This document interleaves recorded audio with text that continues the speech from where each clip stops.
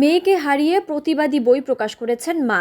তার দাবি, মেয়েকে স্বামীর বাড়ির লোকেরা পিটিয়ে হত্যা করে এবং পরবর্তীতে পুলিশের সহযোগিতায় বেওয়ারিশ করে দেয়। ডাক্তারের সহযোগিতায় অপমৃত্যু রিপোর্ট বের করে। এই বৃদ্ধা মায়ের নাম হালিমা খাতুন, তার মেয়ের নাম শাহিনুর আক্তার ক্যামিলি। তিনি বইয়ের নাম দিয়েছেন ক্যামিলি কেন বেওয়ারিশ। এই বইটি তিনি বইমেলায় হেঁটে হেঁটে বিক্রি করছেন। তিনি জানান, কোনো প্রকাশনী তার বইটি প্রকাশ করতে চায়নি এবং বিক্রি করতে গেলে ৩,০০০ টাকা দিতে হবে। সে কারণে নিজের প্রতিবাদী বই নিয়ে নিজেই বিক্রি করছেন। বই সম্পর্কে জানতে চাইলে তিনি আক্ষেপ করে বলেন, পুলিশ কেন তার মেয়েকে বেওয়ারিশ করে দিল। হাইটা হাইটা বই বিক্রি করতেছি কেন? আমার কোনো স্টল পাই নাই, আমি কোনো প্রকাশককে আমার বই লিখে নাই। আমি প্রকাশক, আমি লেখিকা, যার জন্য আমি কোনো প্রকাশকের কাছ থেকে সহযোগিতা পাইনি। এবং ওদের কাছে আমি ঘুরছি অনেকের কাছে যে আমার স্টলে বইটা রাখার জন্য, বলে কিনা আমরা অন্য প্রকার বই রাখি না। আর যারা রাখতে চায়, যেই দু একটায়, তারা বলতেছে ৩,০০০ টাকা দিতে হবে। তাই আমি টাকা দিব না, আমি ওদের কাছে দেই নাই। আমি হাইটা হাইটা বিক্রি করতেছি, মোটামুটি ভালোই সাড়া পাচ্ছি।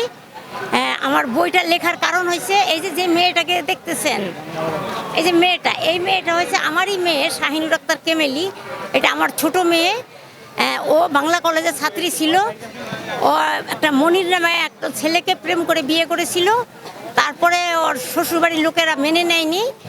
তারপরে কিছুদিন পরে আর কি, প্রায় 2005 সালে একটা গেটকে কেন্দ্র করে ওকে পিটিয়ে হত্যা করেছে ওর ভাসুরের বৌঠো মিলে আর কি, ওর শ্বশুরবাড়ির লোকেরা। তারপরে যে ওর শরীরে স্পট ছিল, এই জন্য মানে তারা তাদের পারিবারিক কবরস্থান আছে, তারা ওখানেও কবর দেয় নাই এবং আমাকেও লাশ বুঝাই দেয়নি।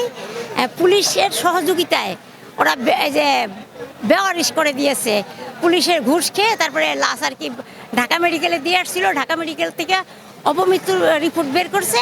আর ঢাকা মেডিকেল থেকে ওই যে পুলিশে নিয়ে ওই যে বেওয়ারিশ লাশ হিসাবে জুরাইন কবরস্থানে দাফন করেছিল।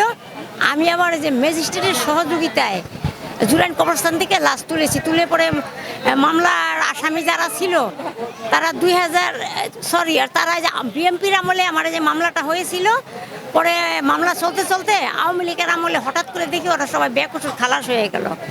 কেন, কি কারণে খালাস হলে বুঝতে পারলাম না, তবে এইটুকু আমি বুঝতে পেরেছি যে ঘুষের ক্ষমতায় ওরা খালাস হয়ে গেছে।